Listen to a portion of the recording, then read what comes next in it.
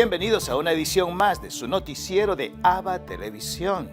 Mi nombre es Jaime Sevilla y estas son las noticias. Embajador de Grecia ante la Santa Sede habla de las expectativas del viaje del Papa Francisco. El Papa visitará Grecia del 4 al 6 de diciembre. El embajador de Atenas en la Santa Sede cree que este viaje es una gran oportunidad para reforzar las relaciones. Los católicos griegos están muy contentos, se sienten muy honrados por esta visita. Es la segunda de un papa de Roma en 20 años, después de la de Juan Pablo II en 2001. Muestra cómo sienten que son una pequeña población, pero Roma no les olvida. Este año se celebran 40 años de relaciones diplomáticas entre la República Helénica y la Santa Sede. El embajador dice que los cristianos griegos ven con buenos ojos la visita del Santo Padre, a pesar de que este país sea de mayoría ortodoxa.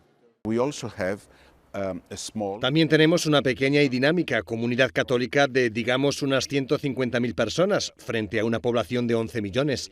No es mucho, pero es particular, no solo por los católicos locales, cuya presencia se remonta a la antigüedad, sino también porque hay muchos inmigrantes que llegaron desde Polonia, Rumanía, Filipinas y de Oriente Medio, de Siria e Irak.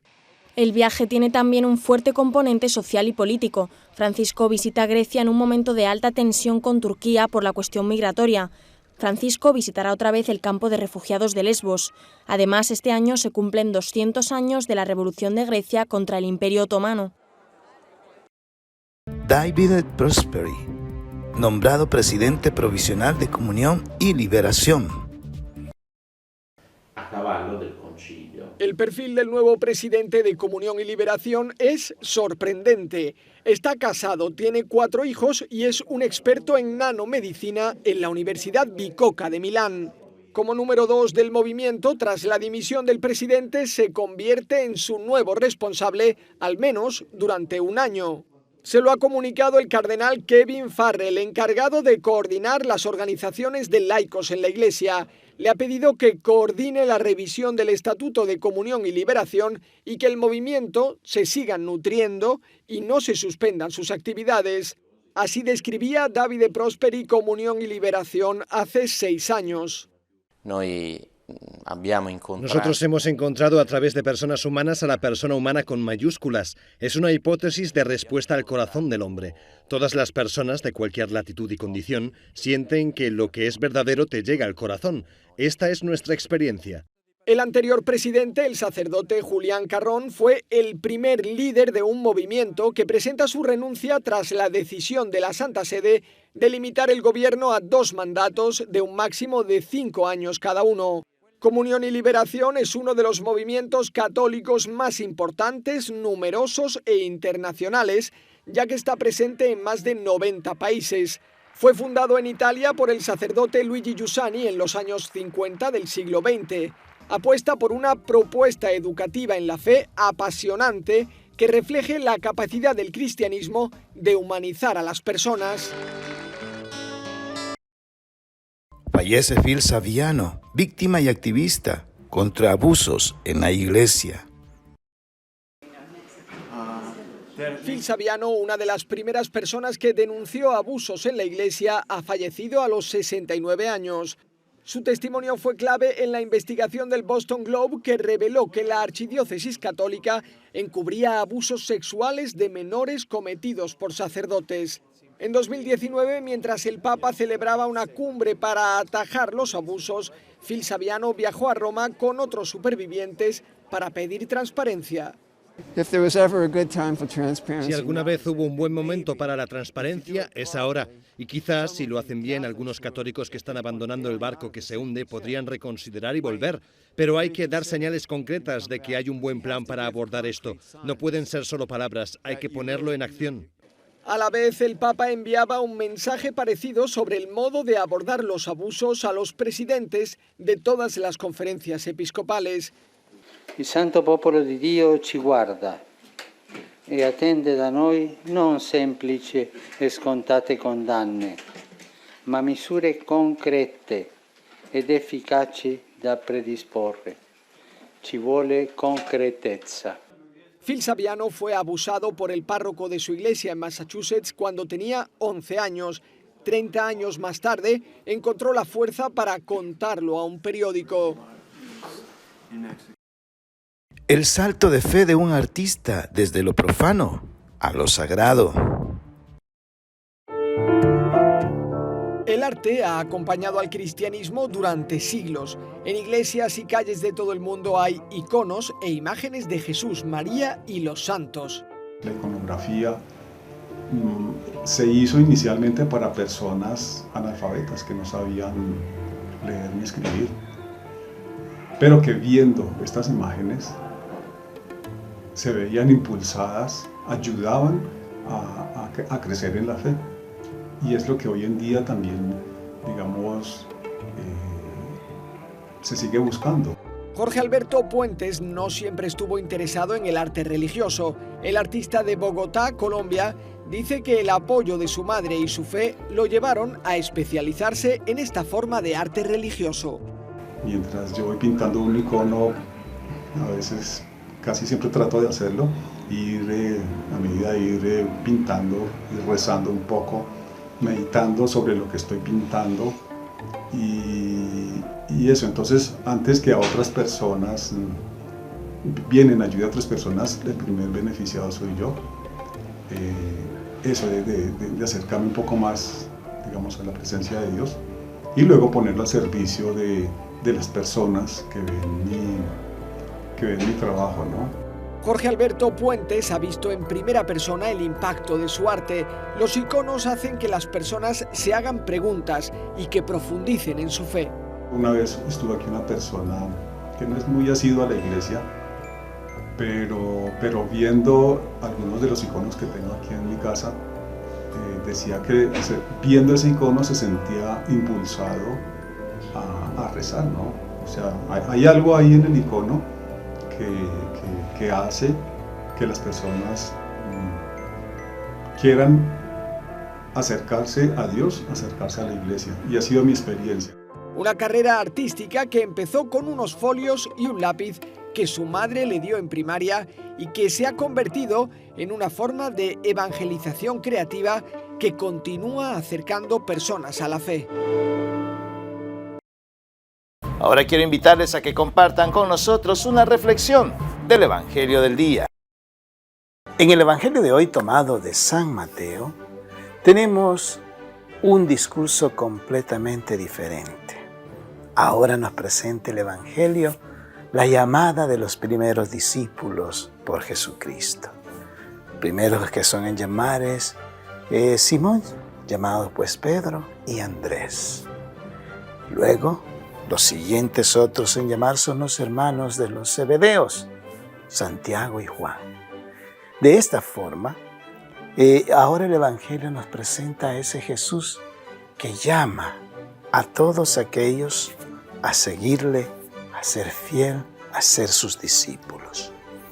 Es interesante ver cómo cada uno de ellos estaba en sus tareas cotidianas y desde su misma simpleza, desde su misma cotidianidad, de ahí los llamó sin nada extravagante, sin un milagro patente de esos portentosos. No, les habló al corazón, los miró, los llamó y ellos respondieron. Y este es el mérito hermoso de los primeros discípulos que Jesús llama. Las lecturas de alguna forma ya nos van a introducir en lo que comienza el año litúrgico de la iglesia. Podríamos decir el día de mañana que celebramos el primer domingo de Adviento. ¡Feliz Año Nuevo! Mis queridos hermanos, hoy el Señor también nos llama a nosotros a acompañarlo, nos llama a seguirlo, nos llama a ser sus discípulos desde donde estamos. Desde la oficina del trabajo, desde aquellos que trabajan en la jardinería, aquellos que trabajan en la limpieza de casas, no importa el lugar donde te encuentres, ahí donde estás, Jesús llega y te dice, sígueme. Señor, danos la gracia de la vocación de seguirte con un sincero corazón. Rodrigo Guerra de la Cal nos dice, la Asamblea Eclesial aportó la participación total del pueblo de Dios, realizada en México. La asamblea se va orientando ya hacia la post-asamblea, ¿cuáles han sido los aportes más significativos que se han dado hasta ahora y qué compromisos nos van a llevar estos aportes?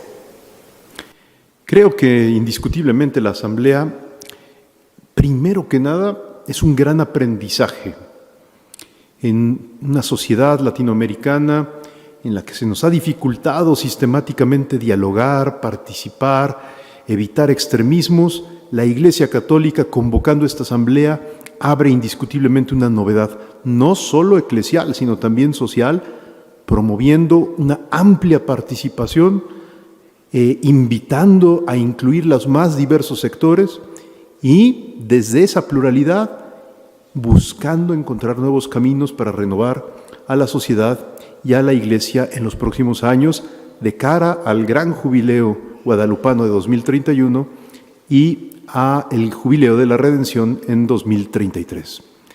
Así las cosas, el principal aporte que tal vez y el principal rendimiento es que estamos haciendo un movimiento contracultural que nace de la fe y que nos reeduca, primero internamente como Iglesia, a escucharnos y a trabajar juntos. Y luego esperemos que esto tenga diversas proyecciones sociales para contribuir a restaurar el tejido social de nuestras sociedades muchas veces gravemente heridas. ¿De qué manera la Pontificia Comisión para América Latina podrá seguirse vinculando al proceso que ha desatado la Asamblea Eclesial? La vocación de la Pontificia Comisión para América Latina es servir, jamás ser una aduana, sino servir a las iglesias particulares, a las comunidades de vida consagrada y a todos los movimientos eclesiales y también sociales de América Latina para que puedan encontrar una acogida generosa y cristiana en la Santa Sede. ¿Cómo debemos de acompañar desde la Santa Sede estos procesos? Primero animándolos a que siempre seamos conscientes que lo que nos convoca es algo más grande que nuestras propias fuerzas y hasta que nuestros propios sueños, que es la fe en Jesucristo. Segundo, facilitando todo lo que sea necesario proveer desde la Santa Sede para que la inclusividad y por lo tanto la comunión auténtica del santo pueblo de Dios sea la base desde la cual se renueve la vida de la Iglesia. ¿Por qué insisto en esto? Porque entre mayor inclusividad exista, entre más voces de esta amplia sinfonía sean escuchadas, sin marginar a nadie, sin rechazar a nadie, podremos entonces todos aprender de todos y verdaderamente lograr un sensus fidei fidelium como el que espera el Santo Padre y como el que en el fondo el Concilio Vaticano II nos invita. Esto es lo que opina Lisandra María Chávez Leiva de Costa Rica acerca del sínodo. Esta asamblea eclesial ha sido para mí un consuelo, también esperanza, porque luego de haber vivido tantas cosas y haber visto cómo nuestra iglesia todavía tiene tanto clericalismo, luego de ver el tema de los abusos en la iglesia en la cual yo trabajo, ver cómo la mujer todavía no tiene su espacio dentro de la iglesia, en fin, tantos desafíos que hemos tenido que ir trabajando como grupo de todos los asambleístas, no solo los que estamos presenciales, sino también virtuales. Todos estos desafíos han sido un dolor en nuestro corazón, hablando de mí, un dolor en mi corazón, y saber que aquí estamos hablando todas las cosas así tal cual, eso me genera un consuelo y también me genera esperanza. Y creo que las oportunidades que me han dado en esta asamblea para poder manifestarme han sido también para poder ser voz de todas aquellas personas que no tienen voz, como por ejemplo muchas mujeres que dentro de la iglesia quisieran expresarse como yo me he expresado y no han tenido la oportunidad. Entonces es un tiempo de bendición para darle gracias al Señor por habernos reunido, por habernos encontrado, por habernos entrado en este tiempo de escucha y que ahora con mucha esperanza esperamos que nuestra jerarquía eclesiástica escuche al pueblo, que escuche todas estas voces que hemos tenido y que realmente se tomen decisiones importantes para llegar hacia una iglesia sinodal. Una iglesia sinodal con espiritualidad, porque yo siempre he insistido en que no puede haber sinodalidad sin espiritualidad. Y el Papa Francisco con esta exhortación, Gaudete et Exsultate, lo dice muy claro, tenemos que caminar hacia la santidad juntos. No podemos ser santos solos, necesitamos al hermano. Entonces esto también nos ha vuelto en camino hacia el hermano. No estamos solos, tenemos que salvarnos juntos. Salvarnos todos en la misma barca que es la iglesia, y hacia eso vamos, a una renovación. Entonces es un tiempo de gracia, un tiempo de esperanza. Nos vamos a Sudamérica, donde nos reciben nuestros hermanos de JN19 Televisión, quienes nos han preparado un reportaje especial sobre lo que acontece en el Perú. ¿Cómo están, amigos? Mi nombre es Kevin Cáceda, reportando desde el Perú para la cadena hermana ABA Televisión y JN19. Comenzamos este informativo comentándoles que las autoridades del sector de salud instalarán un centro de tratamiento antirretroviral para los internos que padezcan de VIH. Esto se realizará en el penal Ancón 2. A través de un comunicado por parte del Ministerio de Salud, se anunció que el penal Ancón 2 contará con un centro de tratamiento antirretroviral con el objetivo de beneficiar a miles de internos que padecen de VIH. Con este centro de tratamiento, el centro penitenciario sería el segundo penal del Perú en contar con este tipo de tratamientos. Por medio de este nuevo centro de tratamiento antirretroviral, el MINSA sostuvo que se ofrecerán diversas consejerías para los internos con el fin de concientizarlos acerca de la enfermedad y cómo prevenirla. Además, también realizarán pruebas constantes de detección de enfermedades de transmisión sexual y VIH. Para el desarrollo del tamizaje, se realizará entrega de reactivos y pruebas rápidas de laboratorio, lo que se les aplicará a los más de 1.600 internos que cumplen condena en el penal Ancón 2. Judith Falero, directora general de la Dirección de Redes Integradas de Salud Lima Norte, manifestó que el personal técnico y el equipo de salud de su entidad ofrecerán un acompañamiento constante con el objetivo de garantizar la adecuada atención de los pacientes. Cabe recordar que el Centro de Tratamiento Antirretroviral del penal Ancón 2 cuenta con un equipo capacitado de médicos, enfermeras, obstetras, técnicos de laboratorio y farmacia, que atenderán de lunes a viernes de 7 de la mañana a 2 de la tarde. Continuando con la información, en medio de los trabajos de instalaciones de gas natural, la empresa Cálida ha hallado un contexto arqueológico de más de 600 años de antigüedad en el distrito de San Martín de Porres. Los ejemplares arqueológicos que se encontraron pertenecían al Horizonte Tardío como parte de la cultura Ichma Inca.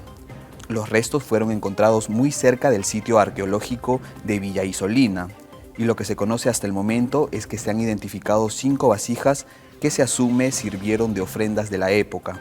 Además de estos elementos, también se halló un cuerpo adulto dentro de una tumba rectangular de 97 por 88 centímetros.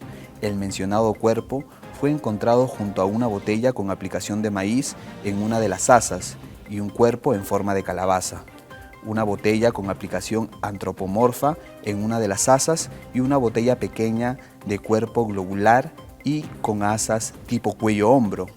Luciana Caravedo, directora de Sostenibilidad y Reputación de Cálida, sostuvo que durante los diversos trabajos que realiza la empresa de gas natural, en conjunto con el Ministerio de Cultura, han logrado hallar e investigar cerca de 1.000 contextos arqueológicos durante los últimos 6 años, estos hallados en la ciudad de Callao, Chilca, Lima y Cañete. Cabe resaltar que hasta el momento no se ha logrado identificar el rol que tenía ni en la cultura ni en la civilización la referida tumba que fue encontrada en el distrito de San Martín de Porres.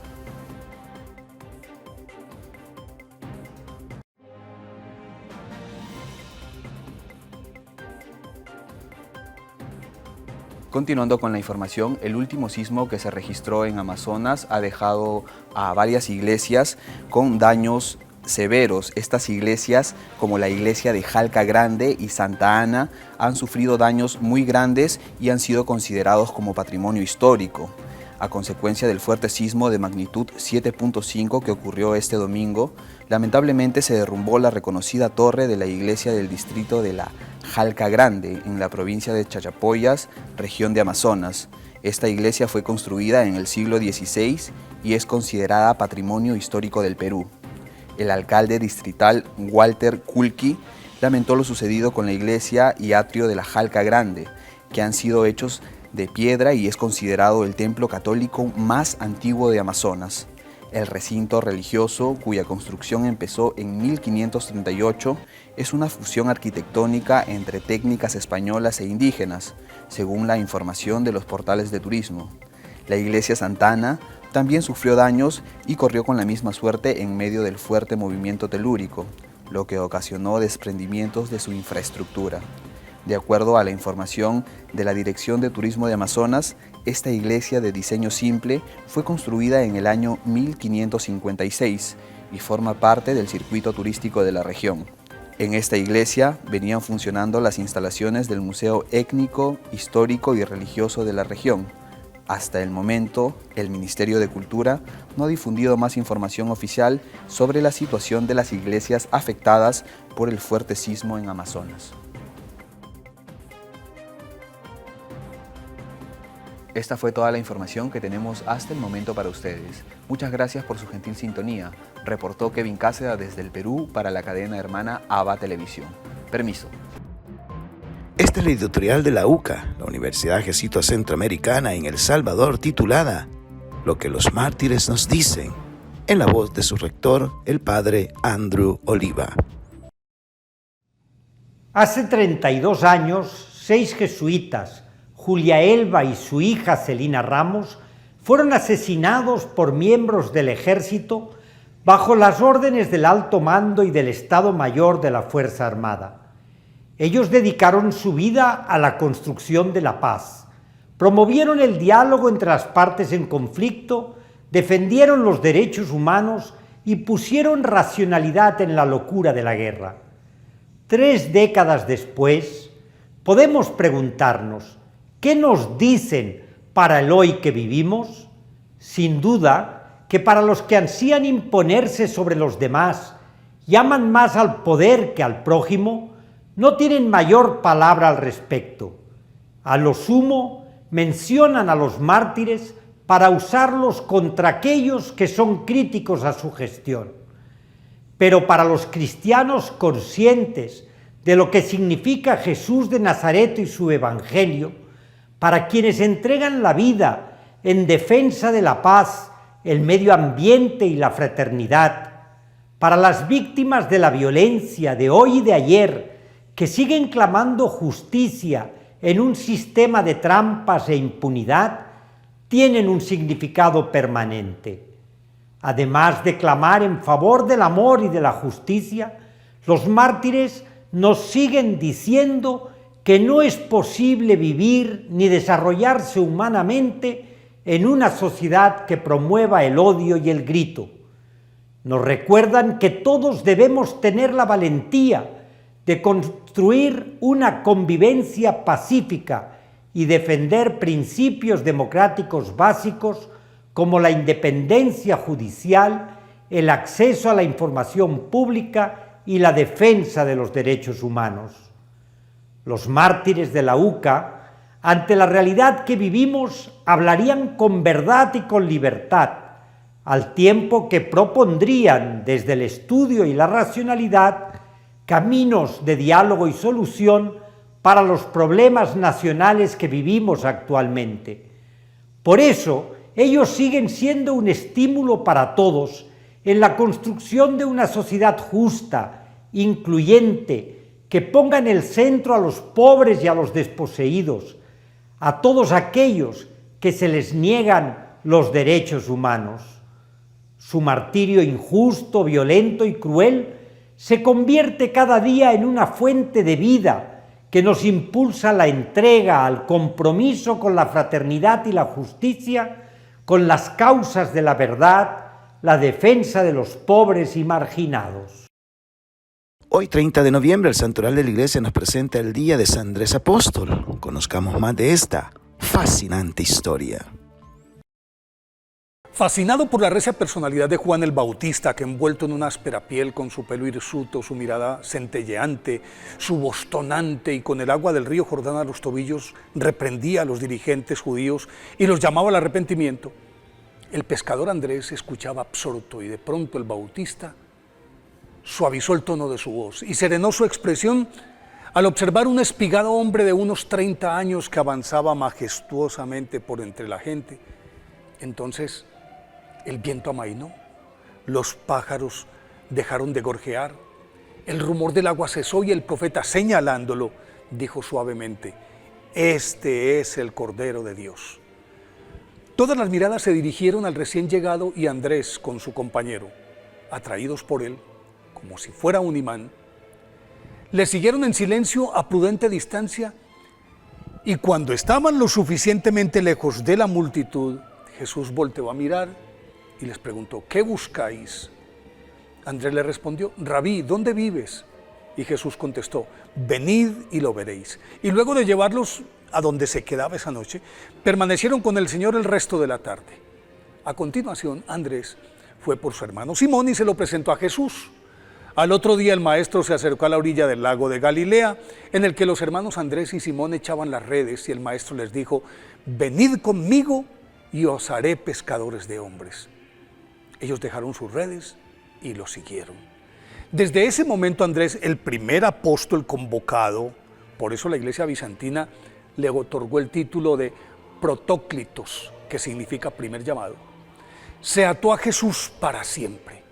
Andrés, nacido en Betsaida, al norte del mar de Galilea o lago de Tiberíades, que era un pescador por tradición, se sintió atraído por el crudo mensaje de Juan el Bautista contra la anquilosada clase sacerdotal y la opresiva casta dominante que encabezaba en ese momento Herodes Antipas, y durante algún tiempo fue uno de sus más entusiastas seguidores, hasta que Jesús lo escogió como su primer apóstol y desde entonces, con su hermano Pedro, encabezó el colegio apostólico sobre el que tenía una indudable ascendencia por su prudencia, tacto, capacidad organizativa y sentido común para solucionar los problemas del grupo, como ocurrió cuando al otro lado del mar de Galilea la multitud que seguía a Jesús estaba hambrienta y el maestro preguntó: ¿dónde compraremos panes para que coman todos ellos?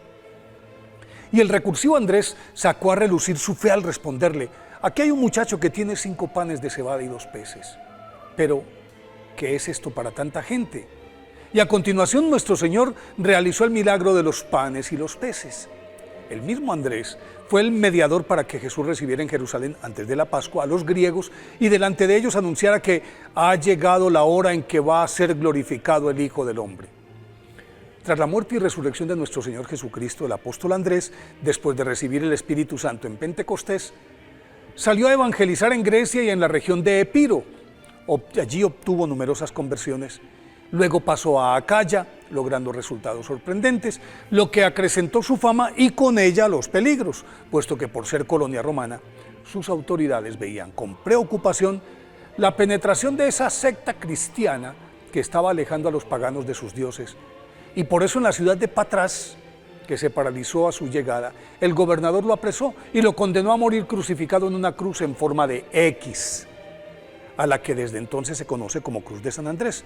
Pero como solo fue atado a ella, San Andrés aprovechó los 3 días de su agonía para predicar y ensalzar a Cristo, y con ello consiguió que todo el pueblo abrazara la fe cristiana. Por lo tanto, San Andrés, considerado el padre de la Iglesia Oriental, fiel al rito romano, es el santo patrono de Rusia, Rumania, Escocia, Ucrania, Sicilia y hasta en Colombia. El archipiélago de San Andrés y Providencia está consagrado a su nombre.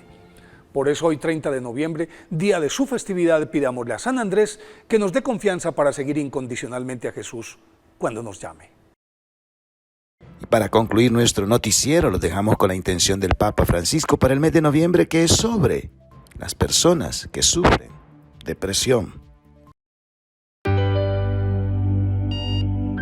La sobrecarga de trabajo, el estrés laboral, hacen que muchas personas experimenten un agotamiento extremo, un agotamiento mental, emocional, afectivo y físico.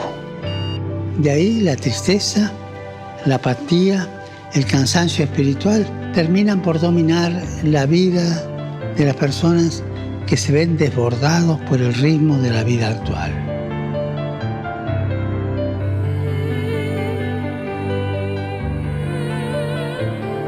Procuremos estar cerca de los que están agotados, de los que están desesperados, sin esperanza. Muchas veces escuchando simplemente en silencio, porque no podemos ir a decirle a una persona, no, la vida no es así, escúchame, yo te doy la receta. No hay receta.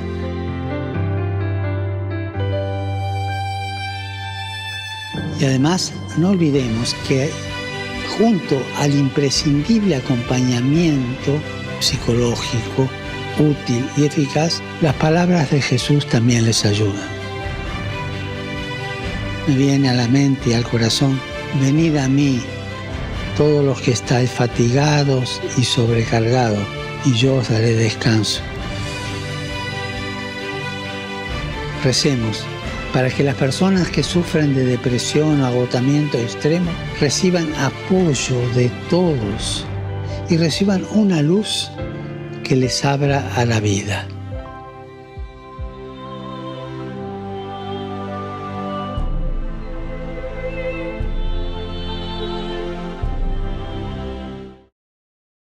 Y así llegamos al final de una edición más de su noticiero de ABA Televisión.